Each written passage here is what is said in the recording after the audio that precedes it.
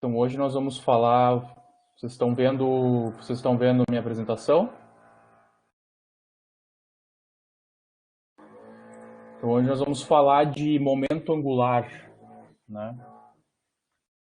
A gente vai falar do operador momento angular na mecânica quântica, né?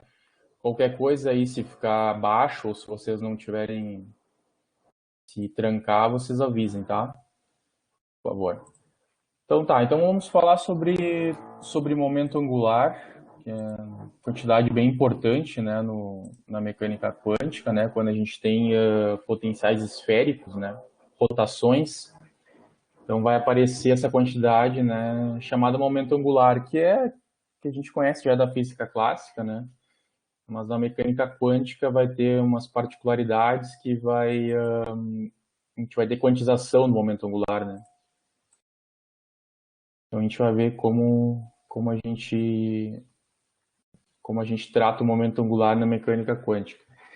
Então, primeiramente, a gente vai considerar o caso de uma partícula sobre um círculo, né? É o chamado rotor rígido. Então, vamos considerar então um círculo, né? Onde eu tenho uma haste aqui rígida, né? E uma partícula, né? Que está, né, circulando, né? Em torno desse centro aqui. Digamos, vamos pensar, por exemplo, que seja um elétron circulando em torno de um próton, né? Então tem um movimento circular aqui, né? Então esse seria o rotor rígido, né? Vamos aplicar uma visão semiclássica, né? Para derivar o momento angular. Então aqui a gente tem digamos, uma partícula, né? Circulando em termos desse centro. Tá? Então a gente vai usar essa imagem aqui clássica para derivar a expressão do momento angular no caso quântico. Tá?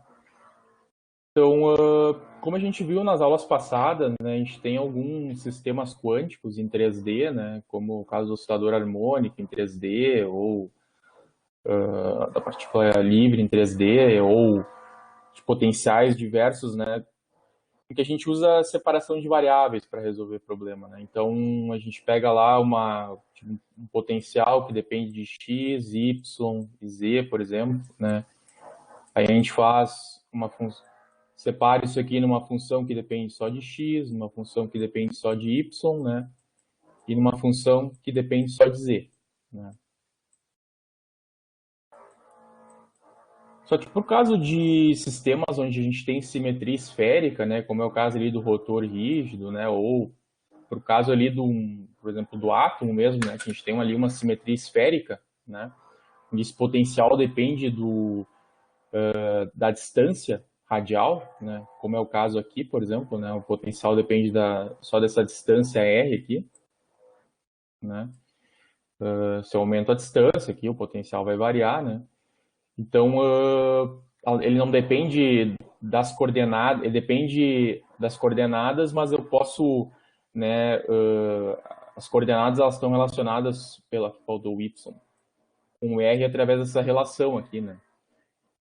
Eu tenho uma simetria esférica, né? Então é muito mais conveniente, né, eu trabalhar, né, em termos de r, não em termos das coordenadas cartesianas, né?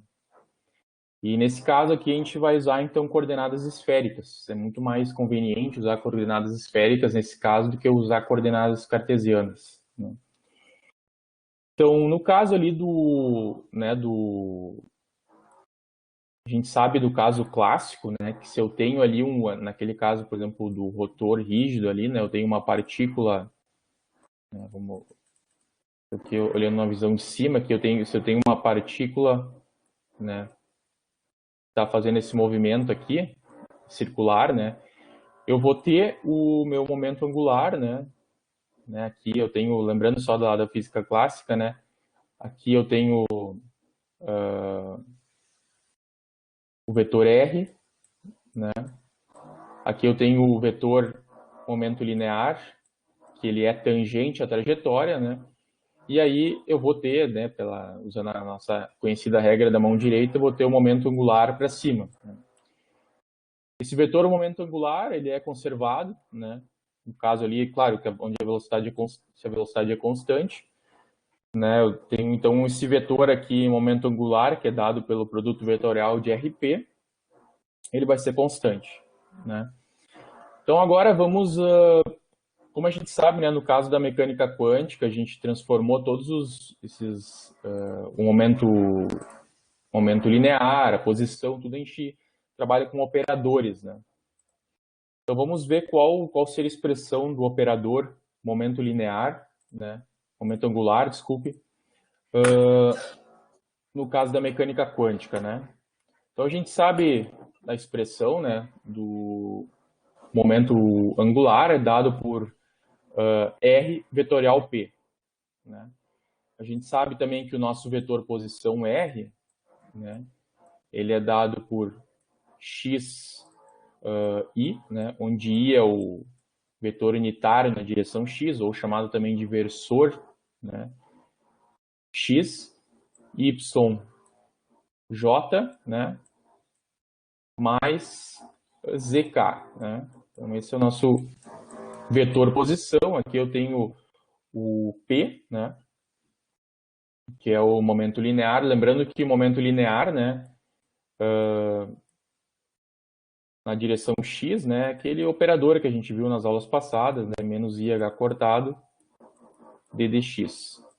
Aqui eu estou considerando o caso 3D, né, então eu vou ter que considerar as três derivadas, né, parciais, o que na verdade é, né, o gradiente. Né? Então, eu tenho o meu vetor posição R, dado por isso aqui, né, que eu vou botar um chapéu aqui, porque a gente está considerando como um operador, né, e aqui o vetor P, né, momento linear, que é menos IH cortado vezes o gradiente, né, em 3D. E eu vou colocar o chapéu aqui, porque eu também estou considerando como um operador.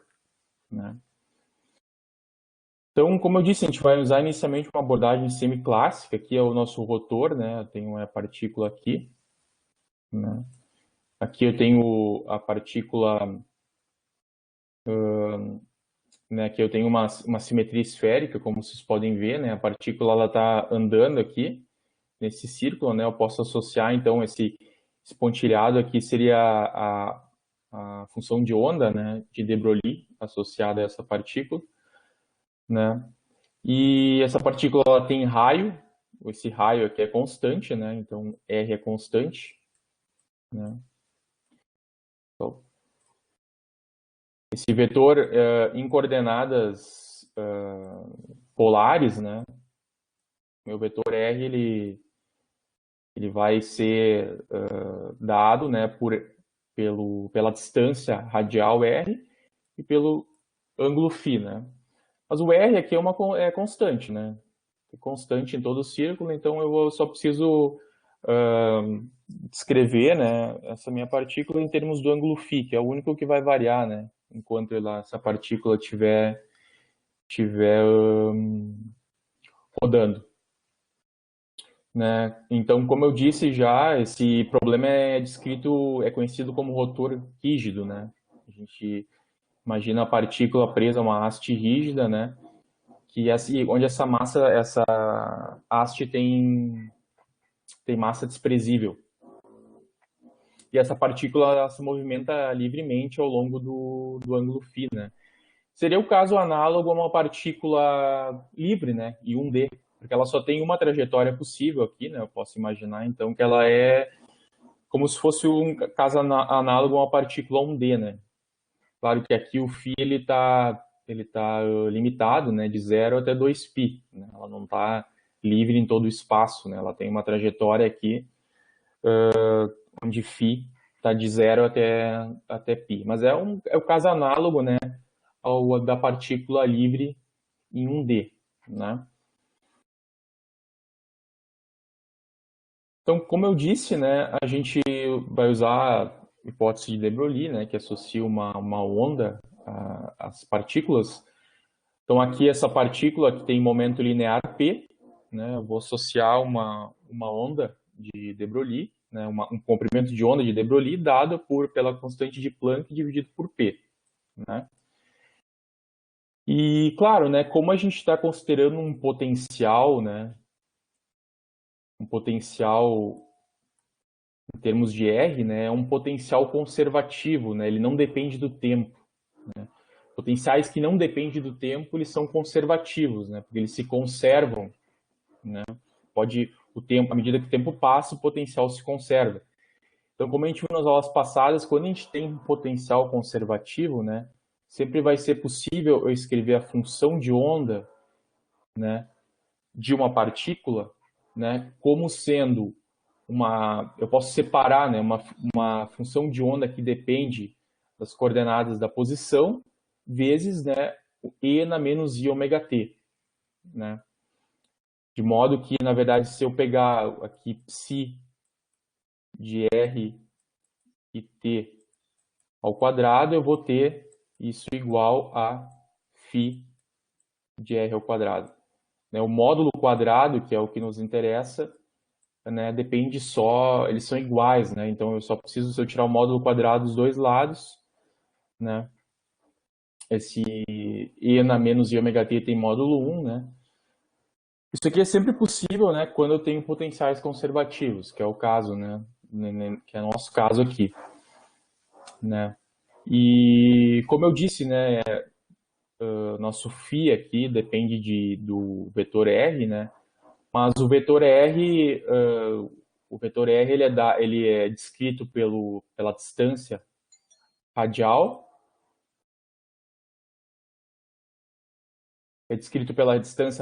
né? E também pelo φ. Mas o r ele é constante, né? E, então o que varia aqui é só o φ. Então a gente vai usar só o φ para descrever esse movimento, né? Então o nosso φ, que depende de r vetor, né? Na verdade a gente vai usar só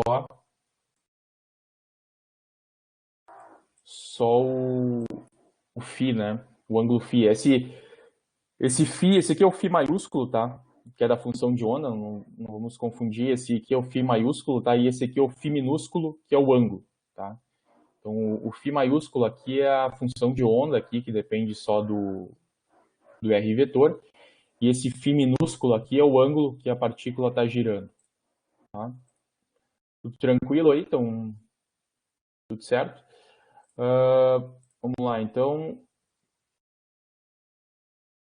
Então, como eu tinha dito, né, esse caso é análogo à partícula livre 1D, né?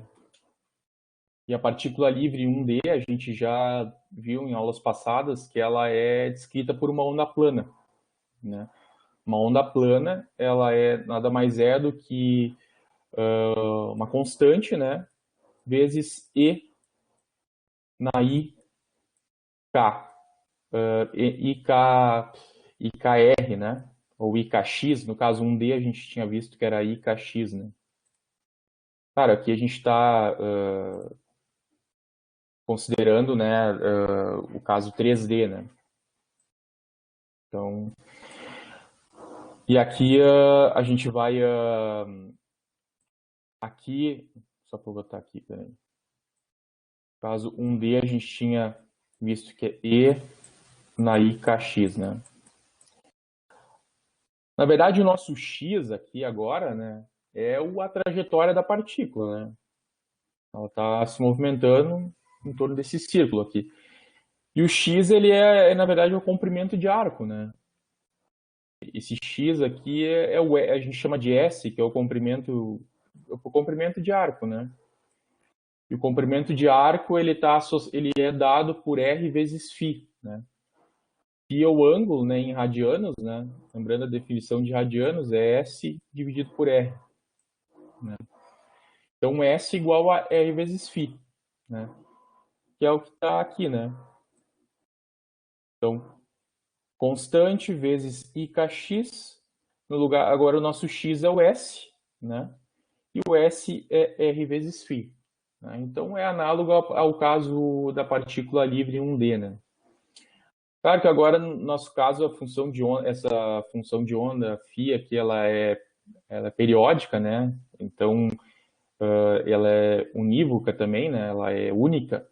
Então, ela vai ter que ter o mesmo valor aqui em zero, né? E depois que passar 2π, ela vai ter que se manter igual, né? Então, eu tenho uma relação de periodicidade aqui, que φ para o ângulo, para um ângulo mais 2φ igual a essa mesma função de onda para esse ângulo, né? Estou lembrando novamente que esse φ aqui, maiúsculo, é a função de onda e o φ minúsculo é o ângulo, né? Tá, então, a gente tem essa relação aqui de periodicidade, né? Então, vamos considerar, por exemplo, que φ igual a zero. Φ minúsculo igual a zero, tá? O ângulo igual a zero. Então, se eu colocar aqui zero, né, tá? Eu vou ter, fazendo aqui, tá? Então, φ de zero igual a n vezes z elevado na zero, né? Isso vai ter que ser igual a n vezes z na i kr. E aqui, claro, né,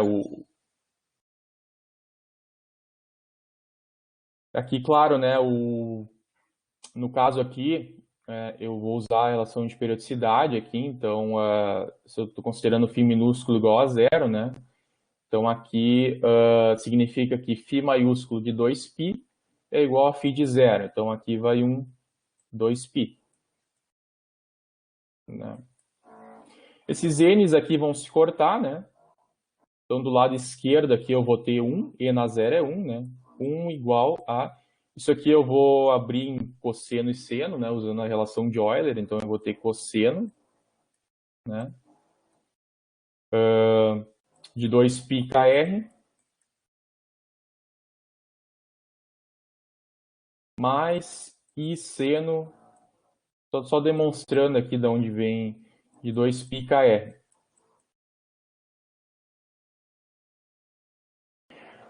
Bom, isso aqui, tá? Como é que eu vou conseguir isso aqui?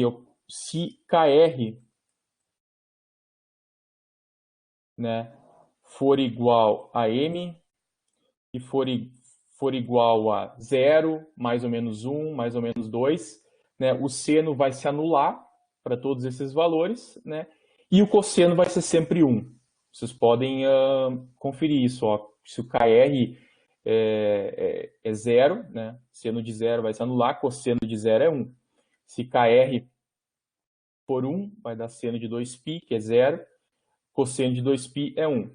Então, para todos esses valores aqui, ó, a gente vai ter, né, para m igual a 0, m igual a mais ou menos 1, m igual a mais ou menos 2, né, eu vou satisfazer essa relação aqui, né.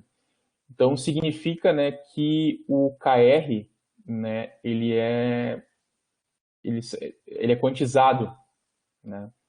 Então, esse número de onda K, né, ele é quantizado, né.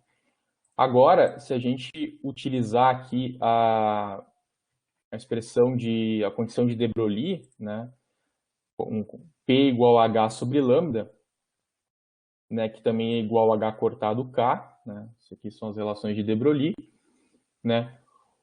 No lugar do K eu vou colocar M sobre R, né, então eu vou ter no final das contas que P igual a M H cortado sobre R. Então vou ter uma quantização do momento linear, né. Lembrando ali no caso do rotor rígido, né, que a gente está considerando, né,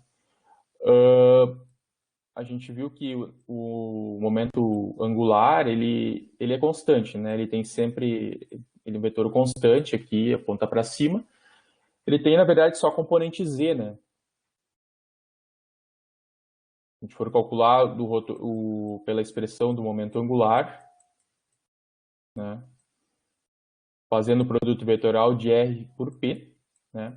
A gente vai chegar que isso aqui é igual a rp, que na verdade é um LZ, né? Ele só tem componente na direção Z, né? Ele se mantém constante no caso do rotor rígido, né? Então aqui, né, no lugar do P aqui, eu vou colocar LZ sobre R, tá? Então, no lugar do P, eu vou colocar LZ sobre R, tá? De forma que, né, vai botar LZ sobre R, passo o R para o outro lado, e eu vou obter essa expressão aqui, LZ igual a mh cortado. Ou seja, o momento angular na direção Z, ele é quantizado, né? E esse m igual a zero, mais ou menos 1, mais ou menos 2, mais ou menos 3, tá? Então, eu vou ter quantização do momento angular, né? E esse m ele é conhecido como número quântico magnético, tá? Esse m, tá? Ele corresponde, se ele é positivo, ele corresponde à partícula se movimentando no sentido anti-horário, né? E se o m é negativo, ele corresponde à partícula no sentido horário, tá? Então aqui o m ele vai entrar aqui, né? Porque depois a gente vai ver exatamente, mas se o m aqui é positivo, a partícula vai estar no sentido anti-horário, e se o m é negativo, a partícula vai estar no sentido horário, tá? A gente usou uma abordagem semiclássica, né? Partiu do rotor rígido ali e impôs né, a gente postulou que a partícula tem um comportamento quântico, portanto tem uma onda, função de onda de de Broglie associada, né? Mas mesmo assim essa descrição que a gente abordou, ela permanece, né, no caso da mecânica quântica, né? Então, no caso da mecânica quântica, né, a gente tem que reinterpretar da seguinte forma esse resultado, tá? E esse LZ aqui, né, é um operador, né? Então, e esse o mh cortado, são os autovalores, né, desse operador LZ, né? Em que o m ele é inteiro, né? Então, esses valores aqui. E as autofunções, elas são descritas por essa função aqui, né? Análogo aqui é o que a gente tinha, né, visto aqui, quais são as funções de onda associadas, né? Que é n vezes e na i kr. É a mesma coisa, na verdade, que só a gente não tem a constante aqui na frente, porque no final das contas, lá no final, a gente vai colocar uma constante, que vai servir para normalizar tudo, então não interessa muito a constante aqui da frente. Mas a gente só fez né, a gente só usou uma abordagem semiclássica aqui, chegou no valor de LZ. Agora, no caso semiclássico também a gente tinha chegado no valor da função de onda, né? Na expressão da função de onda. Agora, para transitar para a mecânica quântica, a gente vai dizer que esse LZ é um operador, né? Com autovalores e mega cortado, e a função de onda, e as autofunções, né? É a mesma forma da função anterior que a gente tinha usado para o caso do rotor lá, clássico, né? Então o que a gente quer agora é obter uma expressão para esse LZ, né?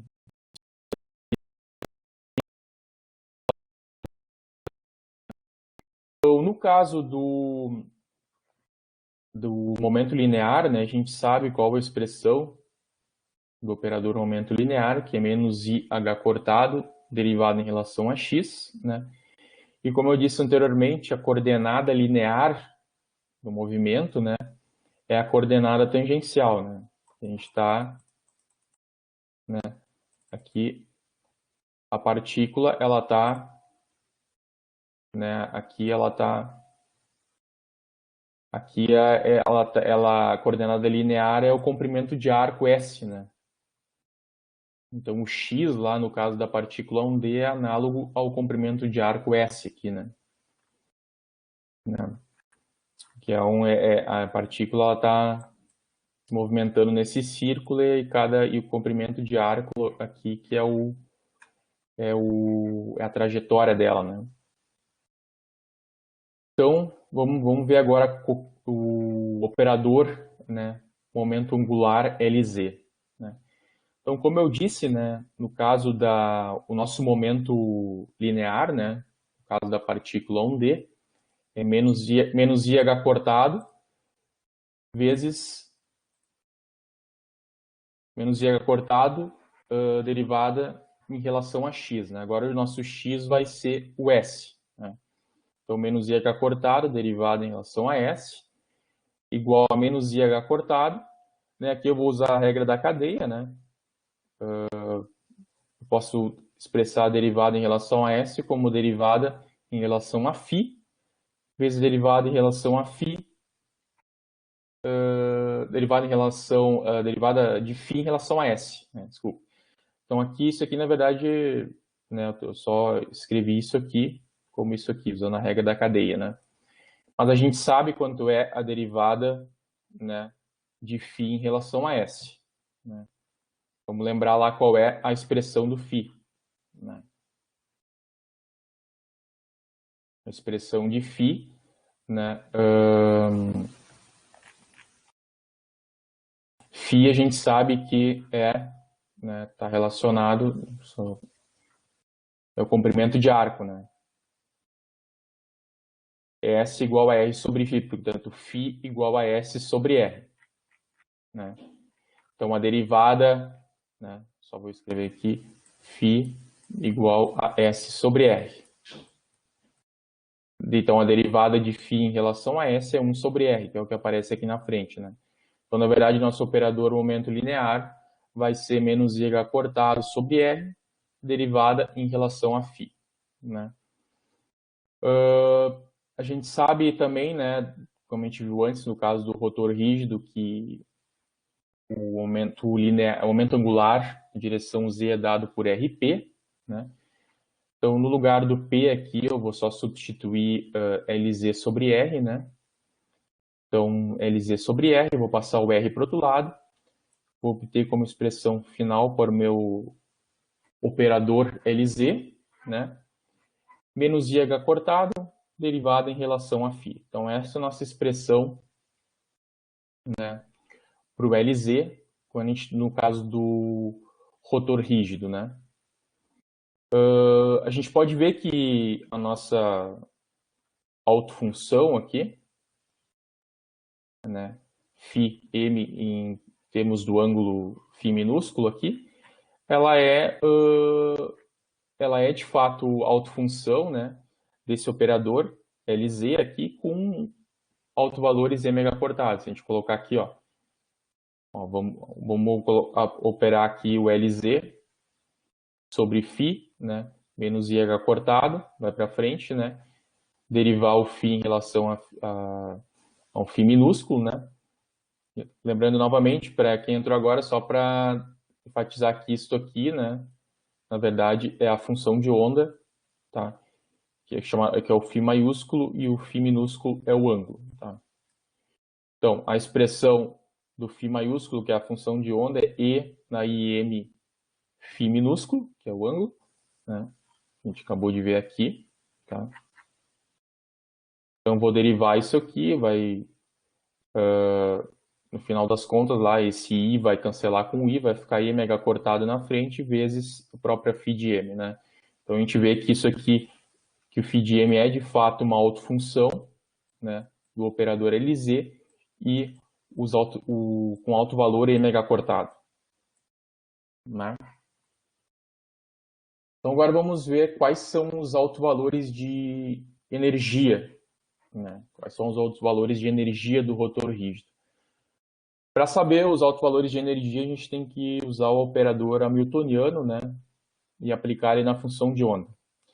Então, o operador hamiltoniano, né, analogamente lá o caso da partícula 1D, né, a gente sabe que o operador hamiltoniano ele é p quadrado sobre 2m. Né? Aqui é o nosso px, né, aqui no caso 1D, né, mas aqui o nosso x é o comprimento de arco, né? E aqui no caso de m eu vou usar só a massa reduzida, né? Eu vou usar a massa reduzida, que é o caso mais completo, né?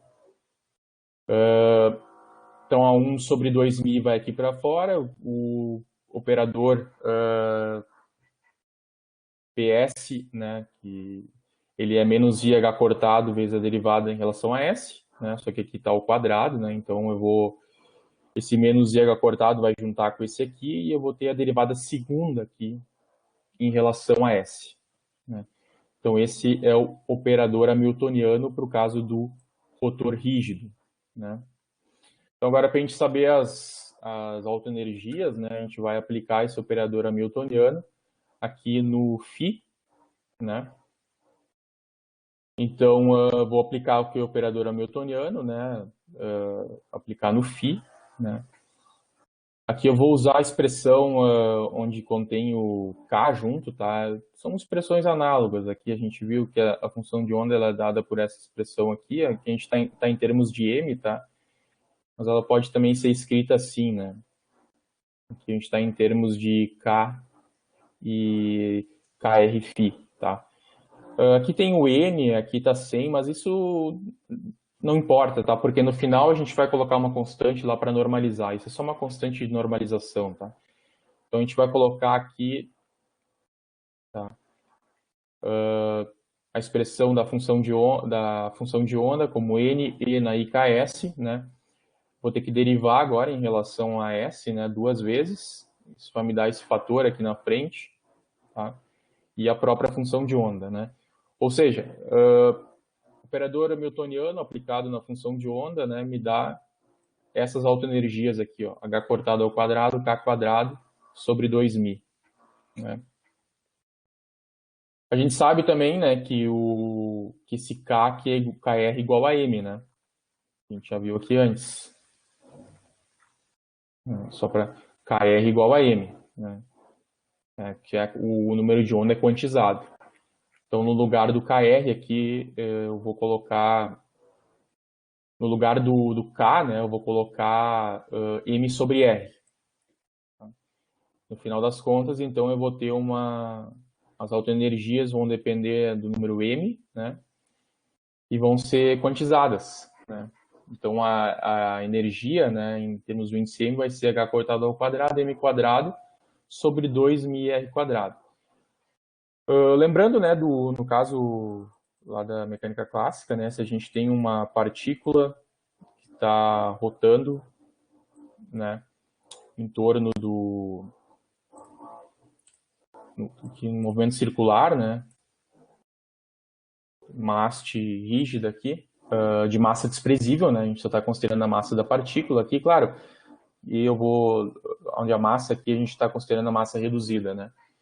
Então, nesse caso aqui, o momento de inércia, né, essa partícula é mr quadrado, né. Aqui eu só estou usando, na verdade, né, a massa reduzida, então aqui nesse caso vai ser μr quadrado. Tá? Então eu vou escrever aqui, no lugar desse μr quadrado, eu vou colocar o momento de inércia. Tá? Então a gente vai ter esta expressão aqui para a energia quantizada no caso do rotor rígido, né?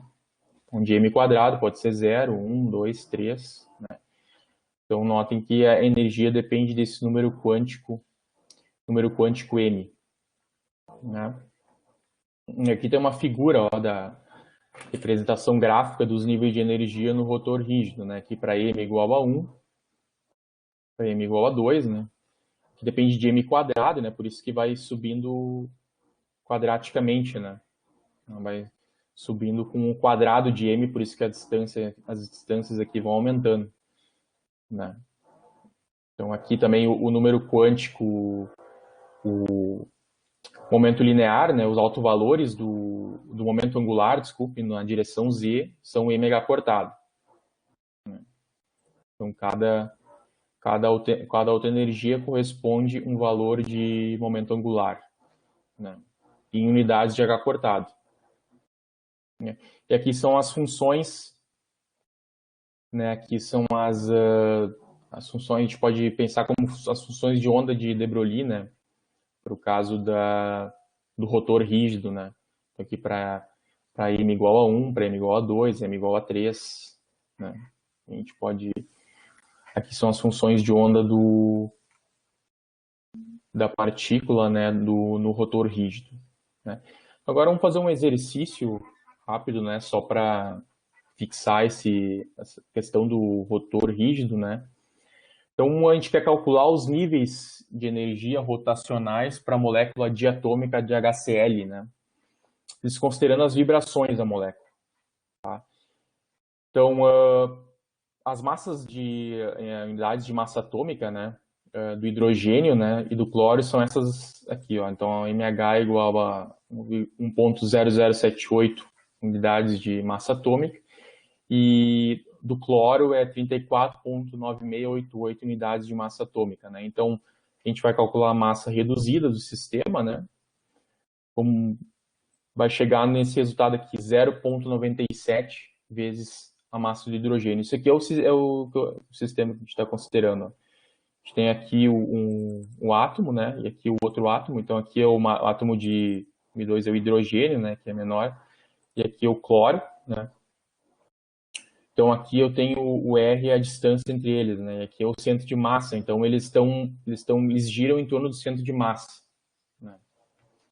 Então, esse é o caso da molécula de HCl. Os dois, eles ficam girando em torno do centro de massa, claro que está mais próximo do cloro, claro, né, porque ele é mais massivo, né. Então, vamos agora usar esta expressão aqui da energia, ó, quantizada, no caso do rotor, né, H cortado ao quadrado, m quadrado sobre 2i, para calcular, né, ou essa expressão ou essa aqui, né, são as mesmas, é a mesma coisa, né. Vamos calcular agora né, as energias, né, os níveis de energia. Então, como a gente viu lá, o nível de energia, a energia para nível número quântico m quadrado, H cortado ao quadrado sobre 2i, né? A gente acabou de ver aqui. Então, vou só multiplicar c quadrado em cima e c quadrado embaixo, né? O i é dado por μ vezes r quadrado, né? Então, vou só colocar os valores aqui. O r é a distância, né, entre os átomos aqui, que é dado no problema, né? O μ aqui a gente calculou, né? Vamos só colocar os valores aqui, né? E a gente vai chegar, então, que essa energia, né? Ela é dada, a energia, em termos de número quântico m, é dado por 1,3 MeV m quadrado, né? Então, esse é o valor de energia, né? É quantizada, né? Então, para m quadrado igual a 0, 1, 2, 3, né? Então, essa energia vai ser quantizada, né? E aqui a gente pode ver os níveis de energia, ó.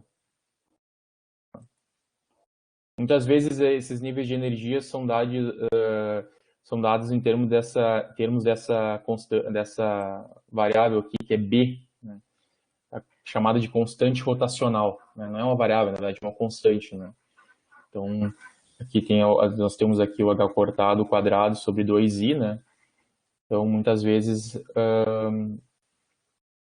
que é isso aqui, né? Que é 1,3 MeV. Aqui. No caso aqui, claro, né, do HCl, né? Mas essa constante rotacional aqui, então a gente vai escrever sempre m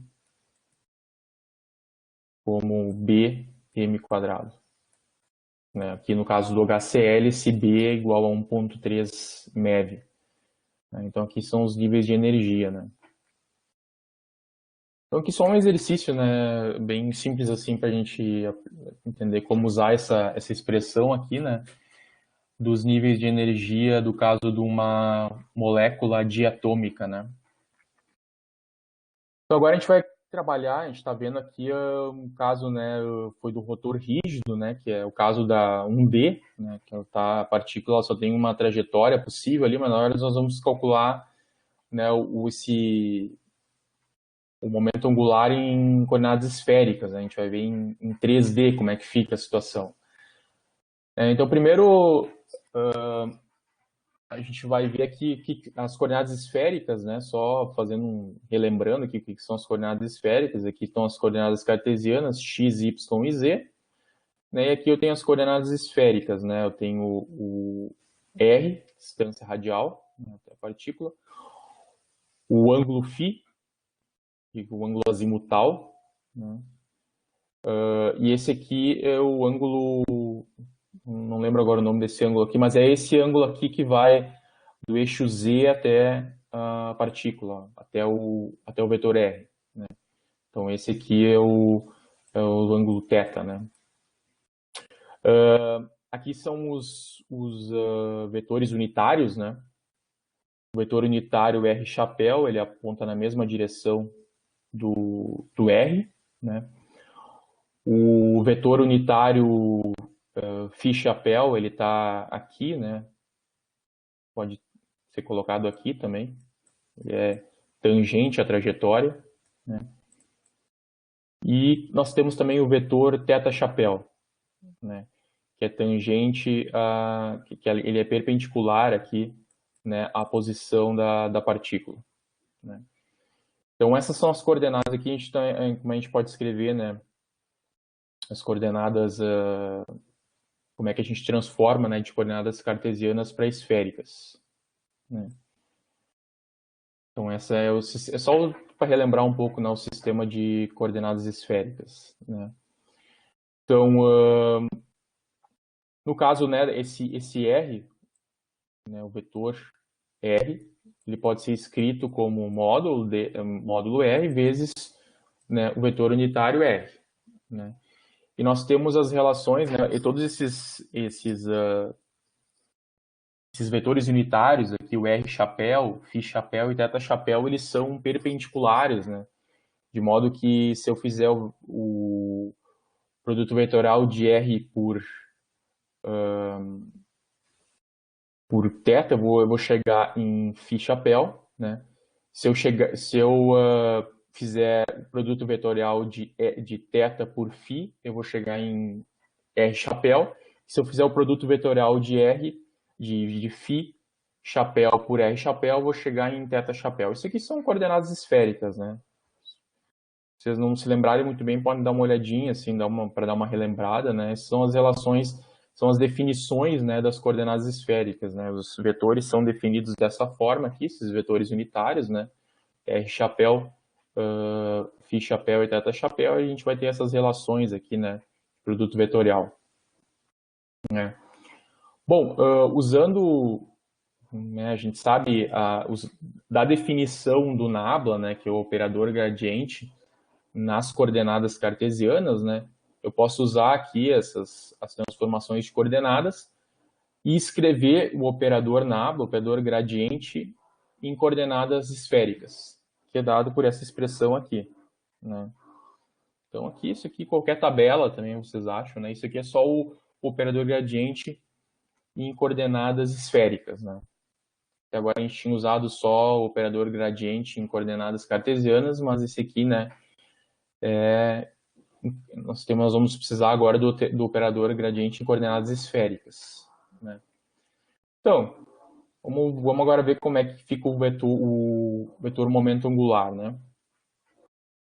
Bom, claro, usando a expressão, né, do momento angular como R vetorial P, né?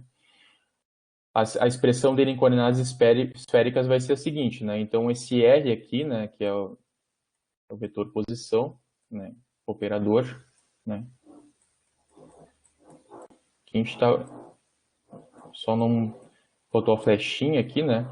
Mas o vetor R, né, ele é dado por R chapéu, né? R aqui é o tamanho do vetor, né? E o momento angular, né? Momento linear, desculpe, na mecânica quântica, o vetor momento linear é menos i cortado vezes o gradiente, né?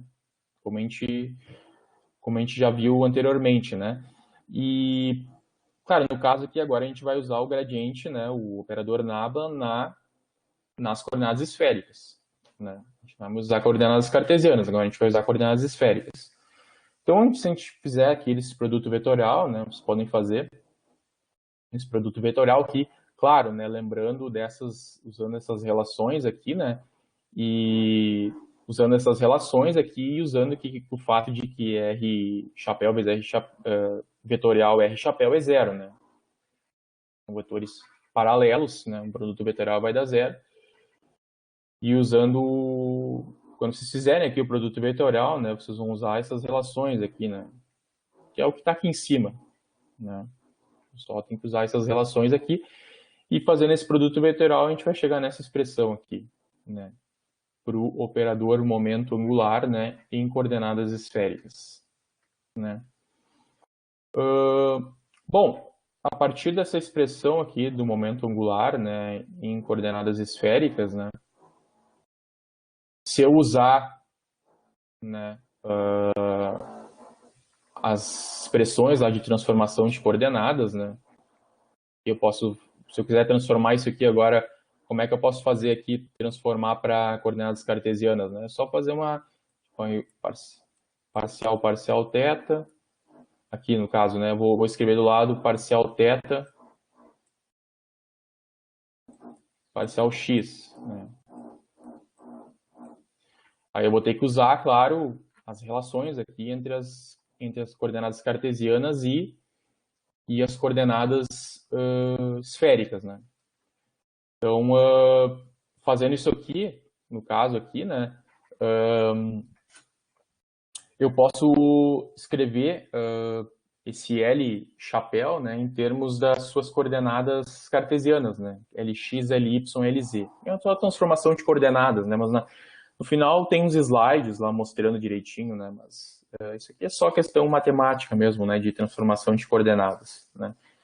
Então, eu posso escrever, né, esses L's aqui, esse L eu posso né, escrever as componentes, né, cartesianas deles, né.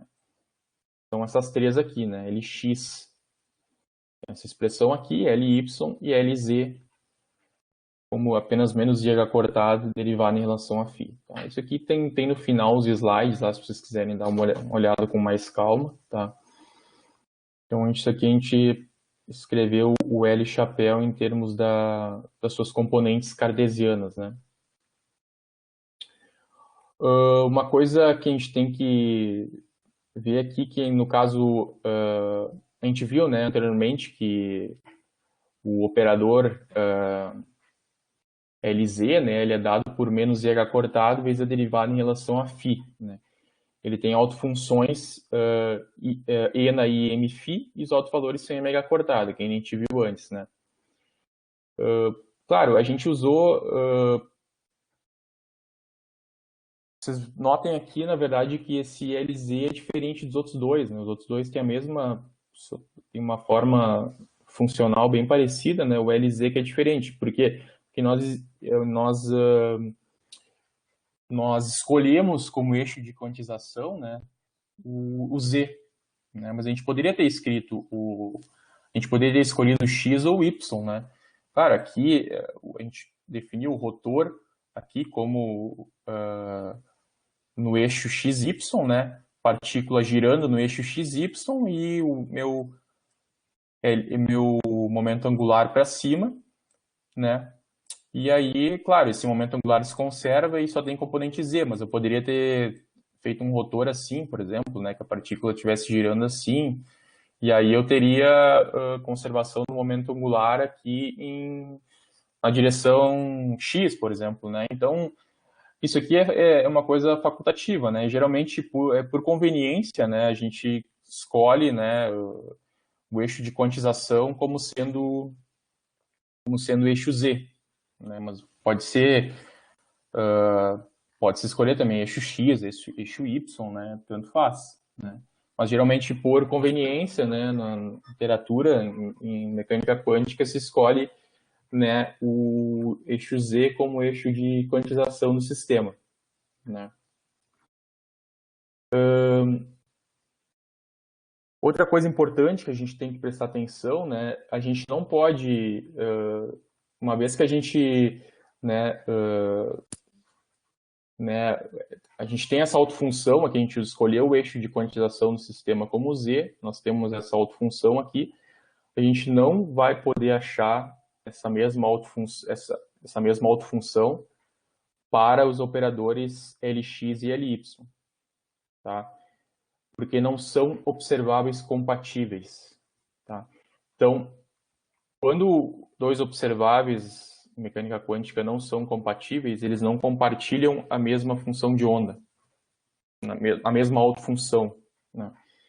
Nesse caso aqui, o Lz, a gente viu que a autofunção é E na IMφ, ela não vai ser autofunção nem de Lx nem de Ly, né? Porque não são observáveis compatíveis. O que significa não ser observáveis compatíveis? O comutador é diferente de zero. Então, se eu fizer aqui Lx, Lz, diferente de zero. Ly, Lz, diferente de zero, né? Podem ver isso, né? Só fazendo aqui, fazendo o comutador, né? Usando as expressões aqui de Lx, Ly e Lz, vocês vão ver que, de fato, esses comutadores aqui vão dar tudo diferente de zero, tá?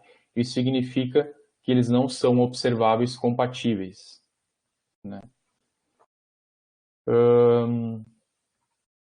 Como é o caso, por exemplo, do X e do P, né?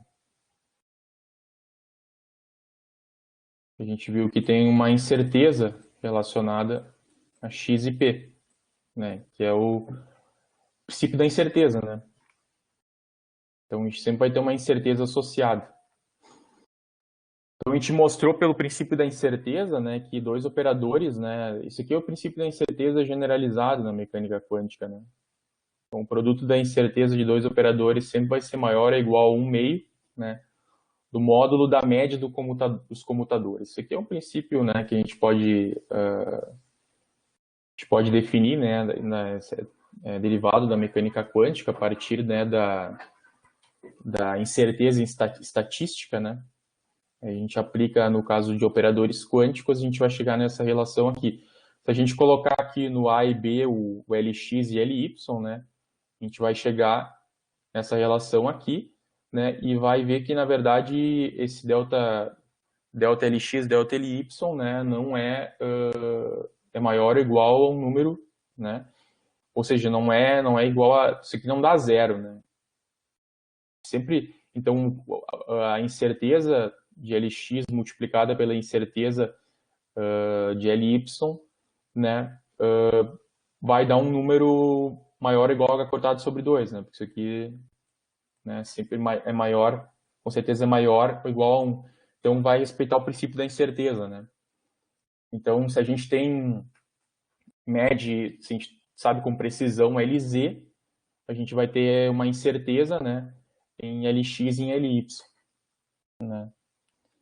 A gente não vai ter certeza em Lx e em Ly. Quanto maior a certeza em Ly, maior a incerteza em Lx. Quanto maior a certeza em Lx, maior a incerteza em Ly, né? Então eles são operadores, né? São operadores observáveis não compatíveis, né? Eles estão associados pelo princípio da incerteza, né? Mas a gente pode criar um operador, né? A gente pode usar o operador chamado operador de Casimir, né? Que é o operador L quadrado, né? Que nada mais é que Lx quadrado mais Ly quadrado mais Lz quadrado, né? Esse operador a gente vai ver que ele é compatível com o Lz, né? Ou seja, ele compartilha a mesma autofunção. Então, vamos calcular quanto é que vale esse L quadrado, então. Tá? Usando L quadrado, como eu disse, Lx quadrado mais Ly quadrado mais Lz quadrado. Vamos pegar as expressões aqui de Lx quadrado, de Lx, Ly e Lz, né? Elevar elas ao quadrado, né? Então, se vocês fizerem uma álgebra ali, depois de algumas contas, né? Só pegar as expressões que estão lá em cima, né? De Lx, Ly e Lz, né? E a gente vai calcular, a gente vai chegar nessa expressão aqui para o L quadrado, né? E notem agora que o L quadrado ele depende também de θ, né? Não só de φ. Nosso Lz lá, ele dependia apenas, né? Ele depende só de φ, ó, tá? Agora o L quadrado não, o L quadrado ele depende de θ também, além de φ, né? E esse operador, a gente vai ver que ele está associado à magnitude do momento angular, né? E a gente vai dizer que, né, que as autofunções desse operador L quadrado a gente vai chamar de y, né? Que agora depende de θ e de φ, né? Dos dois ângulos, né? E tem o número quântico m, claro, e vai ter um outro número quântico L que vai aparecer, que a gente já vai colocar aqui, né? E, claro, para obter essas autofunções, a gente pode usar o método de separação de variáveis. A gente pode dizer que esse y, em termos de que depende de θ e de φ, é dado por uma função θ maiúsculo, né, que depende apenas de θ, e uma função φ maiúsculo que depende apenas do ângulo φ, né. Isso aqui, então, vai ser, isso aqui é uma autofunção, isso aqui também é uma autofunção, né. Uma autofunção que depende só de θ, né. E essa primeira autofunção depende de Lm, né. Isso vai ficar claro depois, a gente está já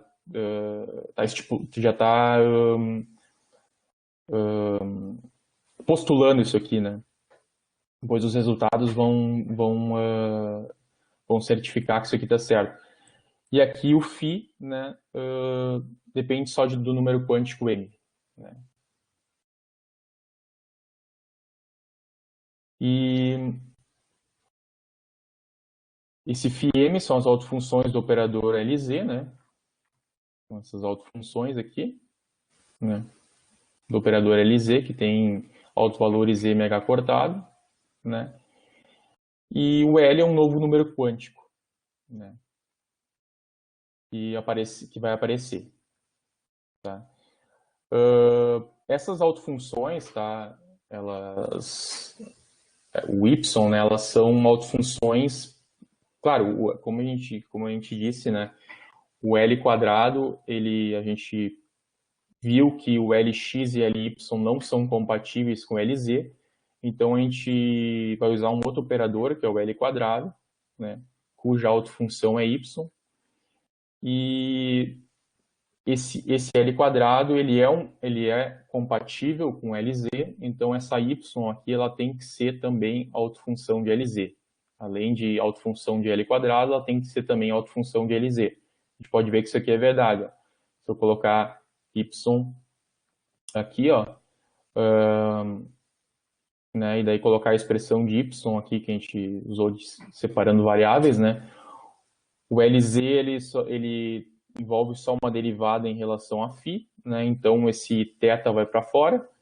O Lz vai operar só sobre o φ aqui, né? Sobre essa função de onda aqui, cujos autovalores são mh cortado, né? São constantes, aí vão para fora.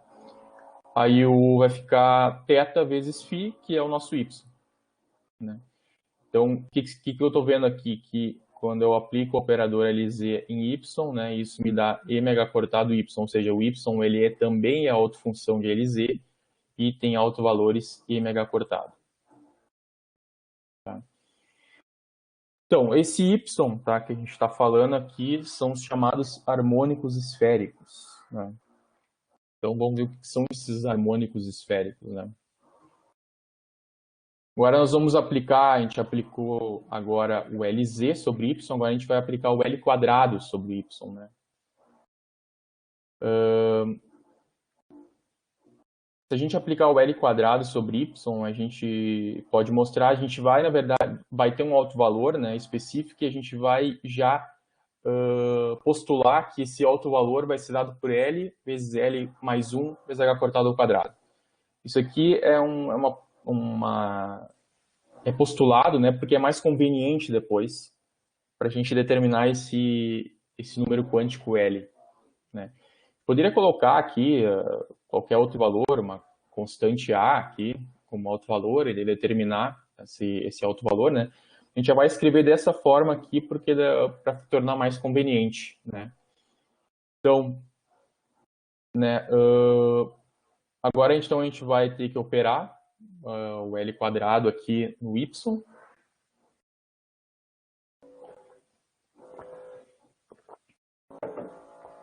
o L quadrado, só para lembrar que a expressão do L quadrado é esta daqui, né? Vou aplicar no y, onde o y aqui, dado por esse produto de funções aqui, né? O y a gente postulou como sendo θ, que depende só do ângulo θ, e φ, que depende só do ângulo φ, né? Então, y estou escrevendo como θ vezes φ, né? Estou aplicando L quadrado em y. Aqui, do lado esquerdo, do lado direito também, né? O y como θ vezes φ. Tá? Isso aqui, tá? Se eu calcular a derivada segunda disso aqui em relação a φ quadrado, tá? O θ não depende de φ, vai para fora. Se eu calcular a derivada segunda dessa autofunção φ em relação ao ângulo, né? φ, eu vou obter aqui, aqui tá errado, se não tem esse h quadrado aqui, vou botar ao quadrado.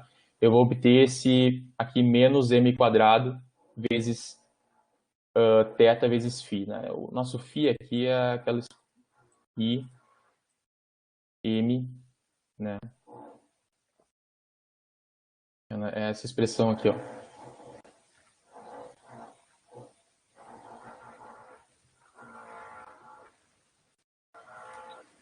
Só lembrando da nossa expressão, é esse aqui, ó.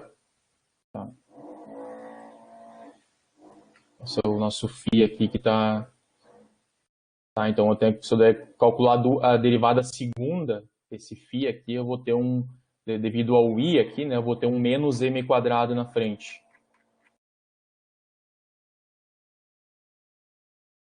Né? Então vou ter aqui um menos m quadrado na frente, tá? O θ continua aqui, ele só pulou para frente porque ele não depende de φ, né? Então aqui eu vou ter φ e φ desse lado aqui. Eu vou cortar todos os φs, né? Posso cortar todos os φs. E aqui eu vou ter uma equação, né? Uma equação diferencial, tá? Que a gente chama equação diferencial, equação associada, essa equação diferencial de equação associada de Legendre. Tá? Então, essa equação aqui, a gente não vai demonstrar isso, mas pode ser demonstrado que ela tem solução para L's, né, inteiros, né, 1, 2, 3. E os M's eles estão entre menos L e mais L. Por exemplo, se L igual a zero, né, se L igual a zero, o M só pode ser zero. Se L igual a 1, né, então o M vai estar entre menos 1 e 1. Portanto, o M pode ser menos 1, 0 ou 1. Né? Se L igual a 2, né, o M vai estar entre menos 2 e 2. Então, o M pode ser menos 2, menos 1, 0, 1 e 2. E assim sucessivamente. Então, isso é demonstrável, né? A gente vai fazer aqui, mas ela tem solução, né, para essas condições aqui, né? Onde o L ele é número inteiros, né? Um número inteiro positivo, né? E o M, né, ele vai de menos L até L. Né? O L é conhecido como número quântico azimutal, né? Onde o M, lembrando que o M era número quântico magnético, né? Esse aqui é o número quântico azimutal. Né? E o Y, como eu já disse, né, essa função Y é conhecida como os harmônicos esféricos, né? A gente pode, claro, agora essa função de onda, né, a gente tem que normalizar ela, né? A gente está em coordenadas esféricas, então a integral, né, onde o φ é o ângulo azimutal, né, ele vai de 0 a 2π, o θ vai de 0 a π, né, isso aqui coordenadas esféricas, né. O módulo quadrado dessa y tem que ser integrado, né, em todo o espaço, né, tem que ser igual a 1. Né, tem que ser igual a 1. Então, isso aqui é o nosso, é a condição de normalização, né? O y tem que ser normalizado, como toda função de onda, né? Na mecânica quântica. O que a gente pode fazer aqui para se livrar, aqui a gente tem a equação associada de Legendre, né? Para se livrar desses senos de θ aqui, né? A gente pode, ao invés de fazer uma troca de variável, né? Escrever u igual ao cosseno de θ. É porque daí isso fica mais fácil aqui, ó. Eu vou ter que fazer, ali eu tenho derivada em relação a θ, eu vou escrever daí derivada de θ em relação a u. Daí esse derivada de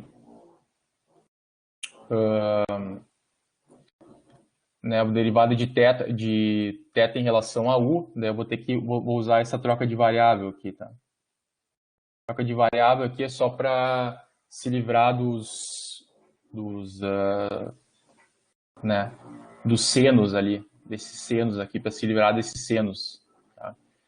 Então, isso aqui é só um truque mesmo, né? Vocês podem ver ali que se vocês fizerem essa troca de variável aqui, esses senos vão sumir, a gente vai chegar numa expressão mais, um pouco mais limpa, digamos assim, né?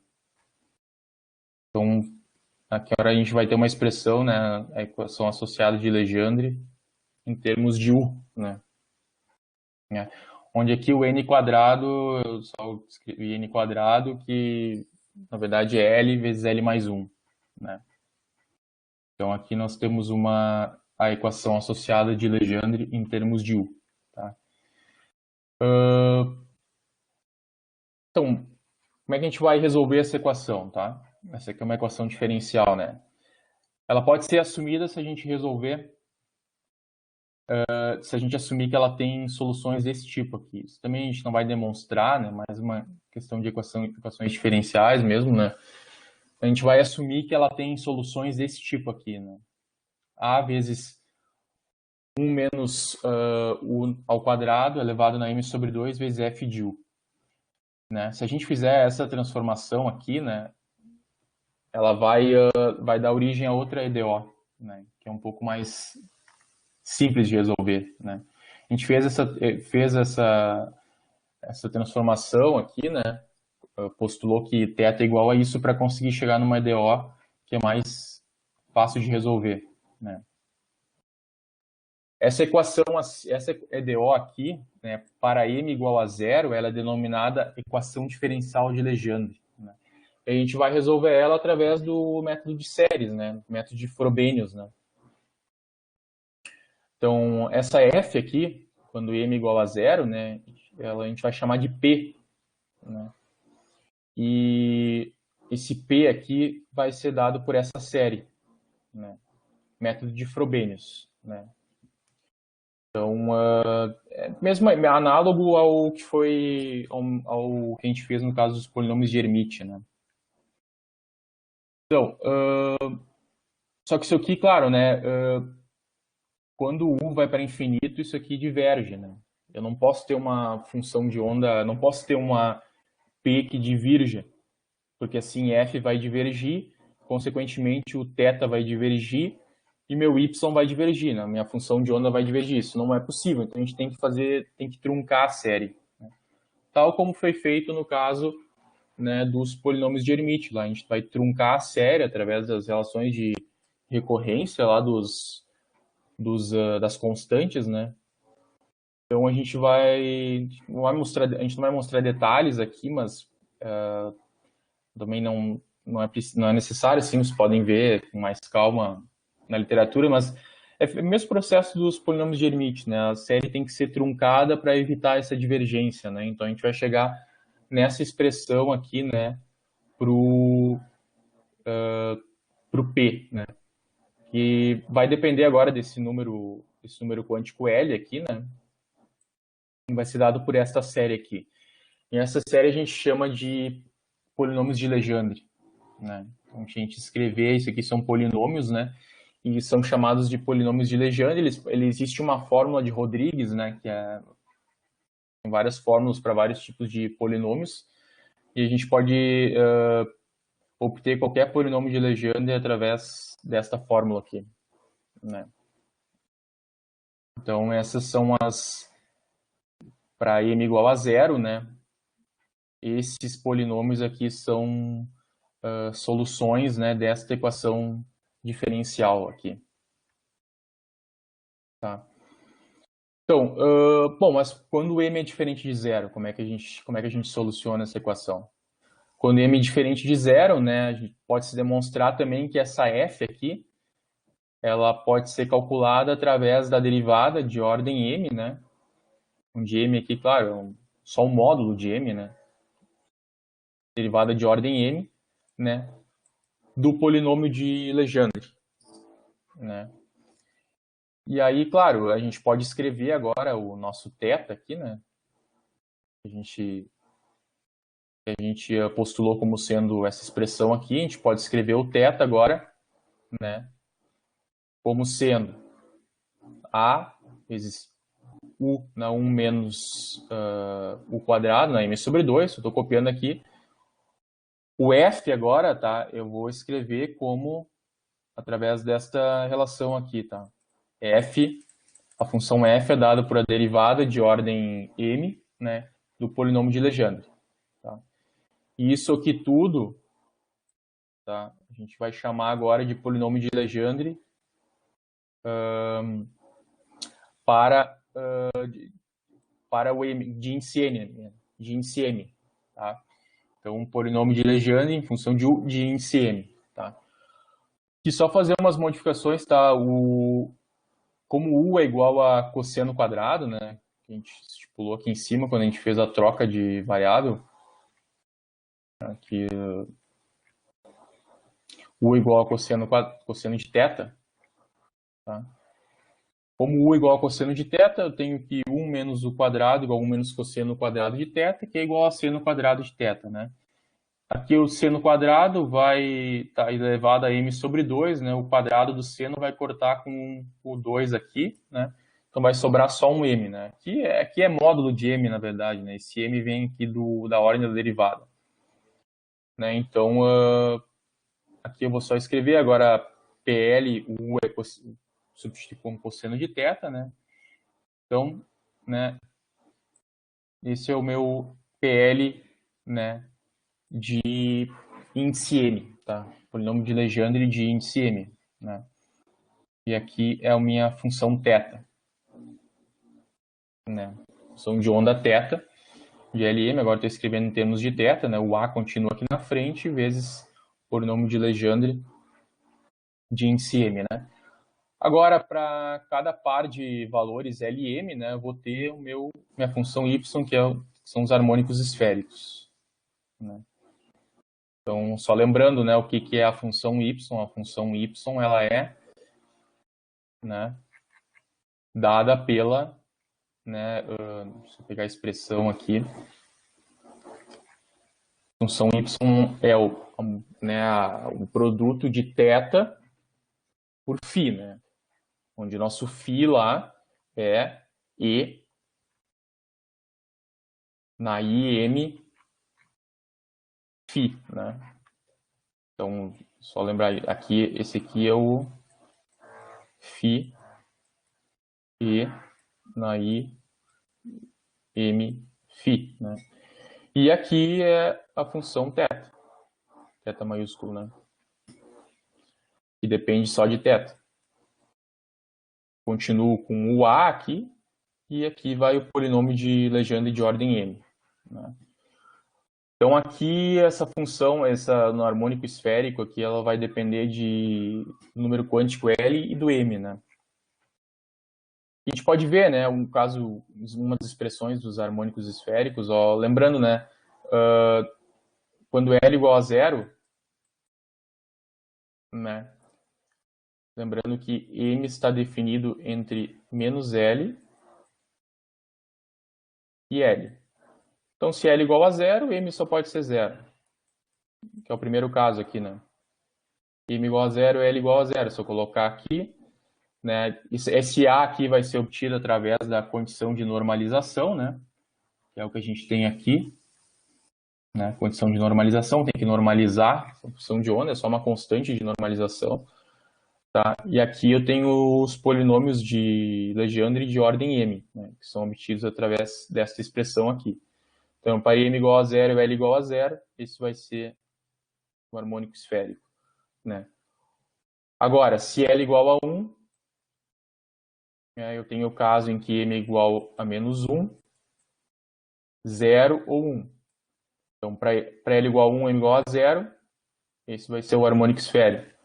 Para L igual a 1, aqui eu tenho os casos, né, m igual a 1 e m igual a menos 1.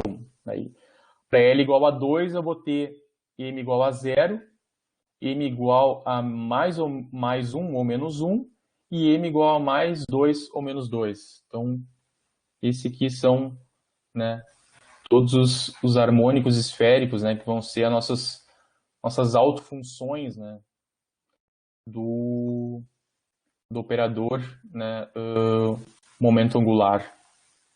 Né. Então, na próxima aula, né, a gente vai tratar dos harmônicos esféricos e das densidades de probabilidade, né, como é que eu calculo densidade de probabilidade, né, de achar a partícula, que é o que nos interessa, né. Mas aqui essa aula foi só para derivar, né, a expressão desses harmônicos esféricos, né, que são as autofunções do operador momento angular, né, LZ, e do L quadrado também. Né.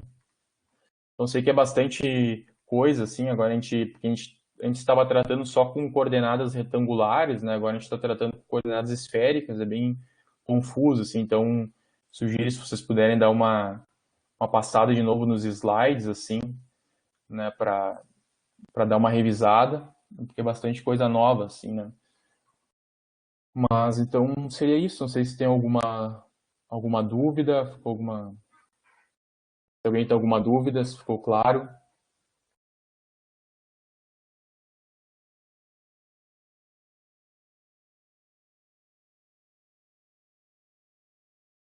Tá? Tranquilo, então. Fico disponível se alguém tiver alguma dúvida.